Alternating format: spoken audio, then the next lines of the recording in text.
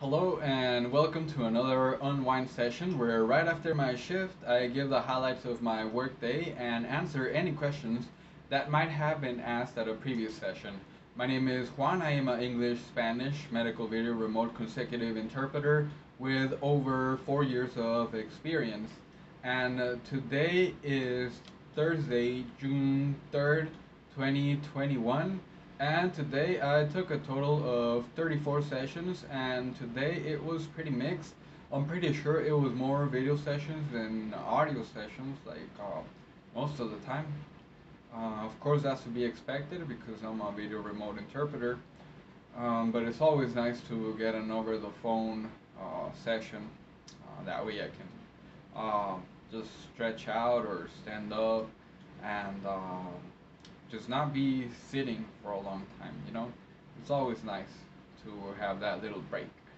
So, moving on to the highlights today, there were two things that I want to talk about today. And now the first one that I want to talk about, it was a gentleman, it was an old gentleman. I'm not sure how old he was, but as soon as I asked him some questions, he would give some answers, but like his answers were not correct to what I was asking. So there was another lady there, a nurse that actually spoke Spanish, and whenever the nurse would speak to him, he would actually give the correct answer. So I immediately assumed that the gentleman was hard of hearing, and I went ahead and I s- um, screamed at him. I yelled at him, and whenever I yelled at him, he would give the correct answers. But this was not what I found so surprising about this man. Let me tell you the things that happened. For example, um, one of the questions were how many stairs are there in your house? And before I knew that this man was hard of hearing, he told me it actually takes me 4 minutes to go upstairs and another 5 minutes to walk down. And I told the lady, and then the lady asked the question again, and then I remembered that I had to yell at him, and then I yelled at him, and he went ahead and gave the correct answer. So if for some reason I forgot to yell at him or he didn't hear me, he would just answer whatever he understood. Like he, I don't know if he was aware that he was hard of hearing or what was going on. Another thing that seemed weird to me is that the nurse actually told him in English, and she didn't even let me interpret, or the guy didn't let me interpret. She said, "I need you to take off your socks," and then the gentleman answered, "Oh, I don't have shoes." And this was like very, very surprising to me. Like, um, never did he say, "I'm sorry, I don't understand English." Never did he say, "I cannot hear you, I'm hard of hearing," or anything. He would just answer whatever he imagined. Another thing that he actually answered is that at the end of the session, the physical therapist asked him if he had any questions, and the gentleman didn't give me a chance to interpret, and he answered, "Uh huh." And then, of course, I asked him the question, I interpreted for him, and then he said, "Nope, I don't have any questions." So that was just a very weird session. And another thing is that they actually tested him to see if he was confused, and he wasn't. He knew his name, he knew the date, he knew his birth date, and he knew where he was at. So he was not confused. And every time I yelled at him, the answers were correct. So that was very surprising. I mean, like he never backed down. You know, he never admitted that he couldn't hear, or he never admitted that he couldn't understand, and he just gave whatever answer came to his mind or whatever answer he understood, and that just seemed very weird to me. And can you imagine like actually working with that? Like if you cannot hear the other party and then just go ahead and just interpret whatever you understood, not what was actually said, I can just imagine like the type of trouble one could get into for doing that. So don't ever do that. That is going to be an advice that I have for you. Uh, don't try to guess what the other person says. It's best to clarify, even if you have to clarify three, four times. And personally, that is what I do. If I don't understand something, I always ask for a repetition, and you should too. And if I don't understand something the second, third time, I ask as many times as I need to.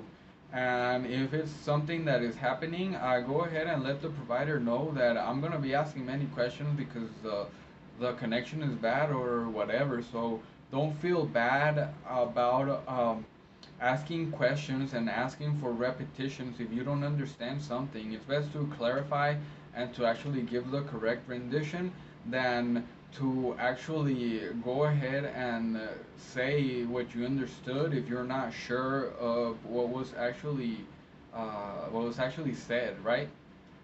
And I was gonna say something else, but I forgot. So yeah, I'm gonna go ahead and I'm gonna move on to the other thing. If I remember what else I was gonna say, I'll let you guys know. But the other thing is that today I had a session food order, and I get this not that much, uh, but I do get them quite often. And honestly, I hate them. I hate these sessions. I hate them so much. Not all the time. Sometimes they're very easy. They're very straightforward. But sometimes they say the name of the dishes, and of course, I don't know the name of them, and that really frustrates me. Okay, before uh, damn, I forgot what I was gonna say, and then I forgot what I was gonna say about the other thing, and I forgot something about. I forget it. I had it in my mind, and then it just left me again. Okay, so sometimes they give you the name of dishes, and of course the names of dishes are translated into Spanish. So then when the person gives you the name of the dish in Spanish, like it just sounds so weird, and then you just say whatever you understood, and then the person in English just tells you the name of the dish, and you're like, oh, of course, why didn't I think of that? But I mean, sometimes it's represented very weird, and that makes it very difficult. But other times I have no idea of the dish that they're talking about, even if the lady says it in English first. Like one time, I remember I had to look up and interpret peach cobbler. Now, many of you might probably know what this is, but I honestly I had no idea what a peach cobbler was. I had to look it up, and then I couldn't find a translation for it, right? So I just said peach dessert, right? Easy, and it gets the message across. But I mean, peach dessert could be anything, right? But peach cobbler is very specific, a very specific type of dessert. And I've never tried peach cobbler, to be honest, but it looks pretty good. And I've seen it on the pictures with Google, and they serve it with with a scoop of ice cream sometimes, and it looks delicious. But I've never tried it. If anybody wants to send me some, send it my way. So, anyways, I'm gonna talk about what happened today. And today, what happened was that the LEP went ahead and asked for frijoles rojos, which is red beans.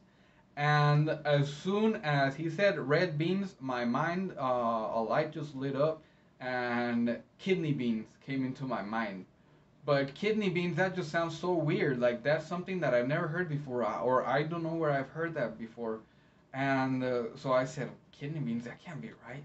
So I actually looked it up, and guess what?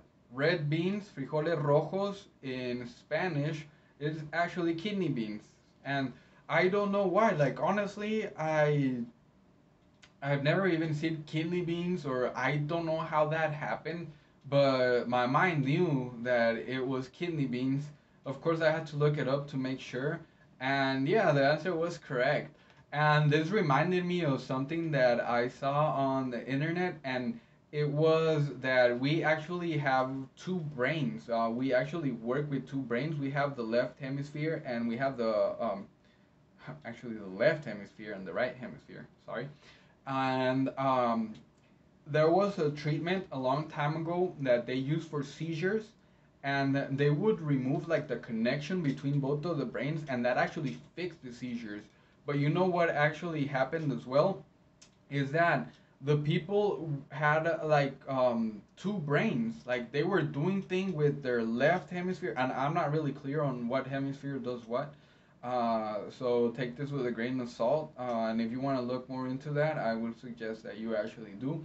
But what they actually found out is that, for example, I believe is the left hemisphere that corrects the controls the right side of your brain, and the right hemisphere controls the left side of your brain. So the patients reported that, for example, and I believe it's the right brain that gives you, if I'm not mistaken, I'm not sure about this, but I believe it's what gives you like speech, and it moves the right side. So people were doing things with their, oh, the left side, I'm sorry. People were doing things with like their right hands, and then they wouldn't remember, and they were doing weird things, like they wouldn't match up, like their hemispheres were um, like competing against each other. They were moving independently of each other, and that was crazy when I found out about that. And I believe this is what must have happened. Maybe my left hemisphere probably said, this is the answer, and then my right hemisphere was like, nope, we got a fact check, you know? So I just found that very interesting, and I wanted to share that with you guys today. So yeah, and I can't remember what I was gonna tell you about the other session, but all right. So anyways, I'm gonna move on what I want to talk about today. And as an interpreter, we're going to be learning many things because of the nature of the job, right? We have to aid in the communication of two or more parties, and there are a lot of issues that we can actually interpret for, right? Like if you work in customer service, there is utility companies, there's insurance, there's yeah, well, insurance, um, state things, school things, well, just pretty much everything, right? There are going to be a lot of companies and banks and a lot of issues that we are going to serve as intermediate, as middlemen, to actually go ahead and interpret for those situations, right? So when the situations happen, of course you're gonna get that experience as a third party, because you're actually helping these two parties settle that problem. So you're gonna gain experience as well. And I'm gonna tell you what is something that I learned as an interpreter that it surprised me that I did not know this before. And I know you guys are going to laugh about this, but I did not know about the woman's reproductive system. I honestly, like, of course, I knew, well, just the vagina, the uterus, the ovaries, fallopian tubes, um, and I knew that, of course, the sperm needs to get into the egg to fertilize it and everything, right?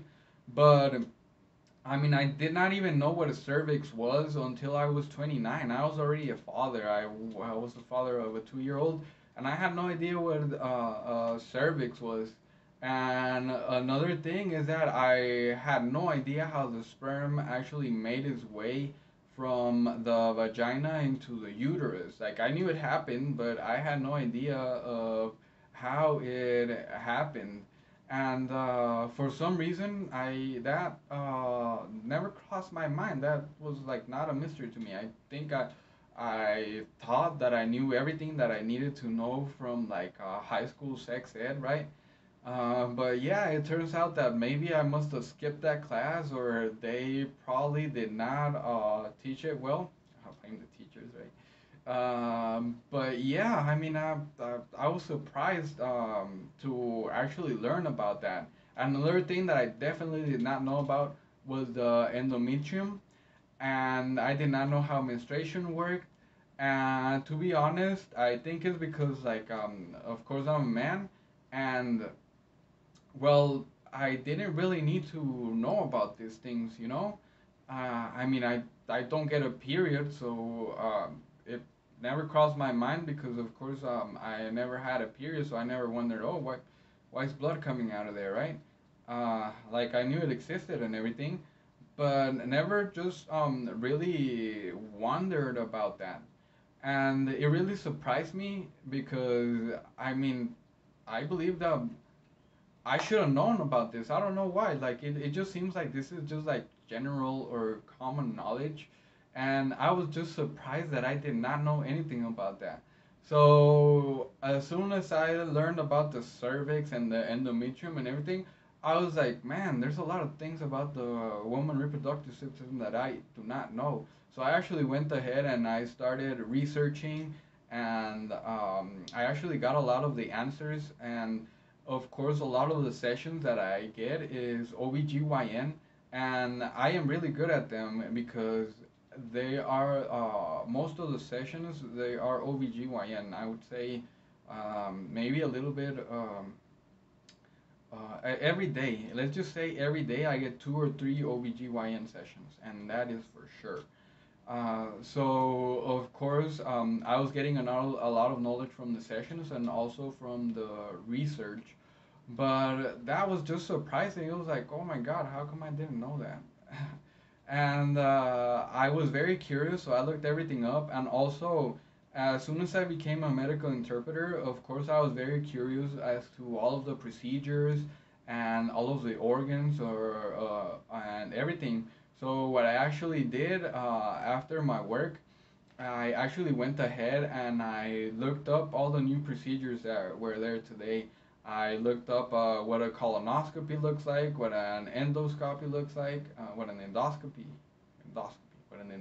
looks like, uh, what kidney stones look like inside of the kidney, and what stones in the bladder look like, everything. I was just looking up everything, what an angiogram looks like, what a heart cath looks like, and I was looking all of this in YouTube and in Google, and it's awesome. It's awesome. You learn a lot, and I was not really doing it to be a better interpreter. I was more doing it because of my curiosity, and I wanted to know what these things were that I had to interpret, right? And of course, it was a bonus that it helped me with my interpretation as well, because um, with interpretation, visualization is going to be a big part of that, or at least to me. So if I can actually visualize something, it'll help me remember it much better. I've actually said this in some previous videos that visualization is actually a very big tool for me in memory retention and being able to recall things. So I believe that that is something that actually helped me a lot, and I can like actually picture the words. And another thing that I was also looking up, it was like organs and parts of the body, but like actual parts of the body, like from surgeries that were performed or just from bodies that were donated to science. And there was actually a body because I was very curious to see what the sinuses look like. So there's a picture or pictures of a body that has actually been cut in half, and you could see the big sinus cavity and everything. And to me, that just looks amazing and it looks very interesting. And another thing is that I had only seen organs in pictures, drawings and things. But I actually looked them up and I wanted to see what they looked like in real life. And I believe that was very educational as well.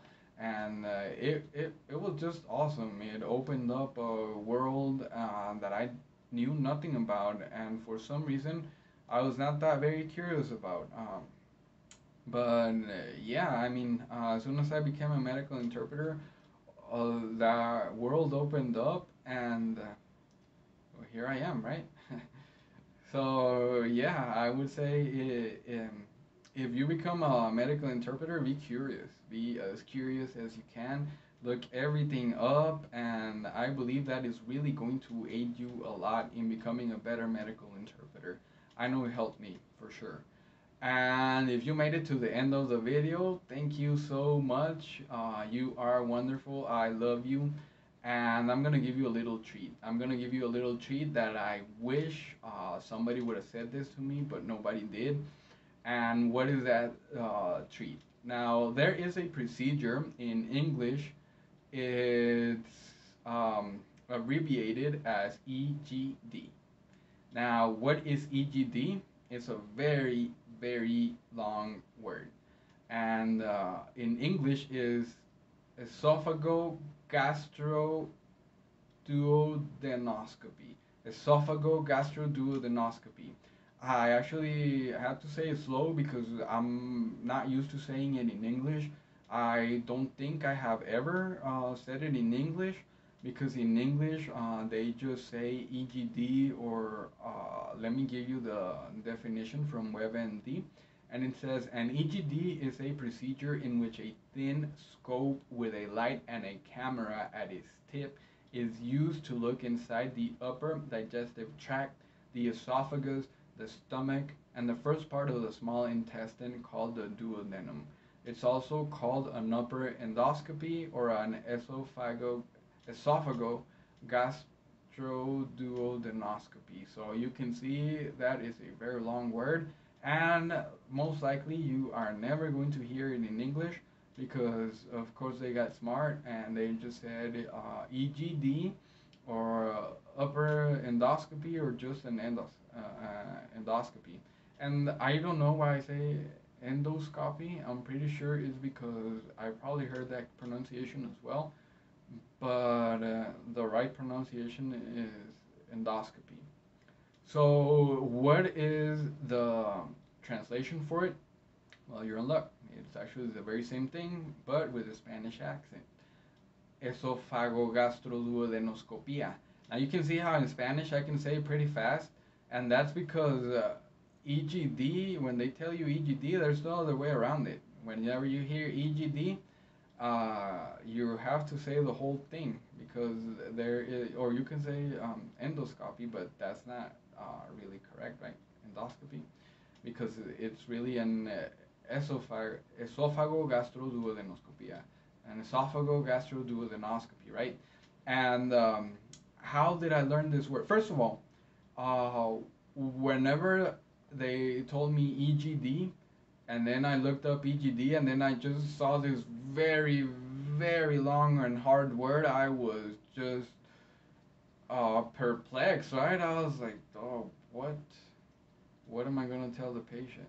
So I just did my best, and I'm not really sure if I said it correctly or not. Probably not. It was my first time ever coming across this word, and it was in a session, so I was probably nervous. I honestly don't remember, but I do remember how I learned it. So it was back when I was working with a whiteboard, and what I used to do in my little whiteboard, on the top of the whiteboard, I would actually write down words that I wanted to learn. So of course, esophagogastroduodenoscopia was a top word for me, and I would just write it on top of the board and other words that I needed to learn. It was actually always a max of 3 words on my board for me to actually look at every day and just to practice every day. And that is how I learned it, and that is how I can say it so fast. And I would recommend for everyone that is going to become a medical interpreter, or if you are a medical interpreter and you've never come across this word, go ahead and practice it. Go ahead and practice it. It'll be worth your time. And it's not that hard to learn because it's just esophagus, um, gastro, which is stomach, duodenum, and scopy, right, which is putting a camera in somewhere. So yeah, I mean, once you get it, there, that's it. Once you actually have it done, you will never forget this word, and you will be able to say it fast, and it'll save your life. I know it saved my life. Another thing that I want to say about this, we actually have one of our practice videos that actually has this word in it, and it was one of our, well, my friend, who actually is part of our Interpret Your World team, he actually said it, and he actually practiced quite a lot because he said he wanted it to sound natural, not split up, like esophago, gastro, duodenoscopia. And I think he did a pretty good job, and I'm pretty sure, even though he is not a medical interpreter, I'm pretty sure he's never gonna forget this word. So that is pretty much it for me today. Please leave your questions on the comments, and I will answer some of them on the next question. On the next session. I'm sorry. Remember that I'll be here every Monday through Friday after work. Thank you so much for watching. Please like and subscribe if you liked the video and have not done so for more content. And don't forget to share. Happy interpreting. Goodbye. What? Why is my remote not working?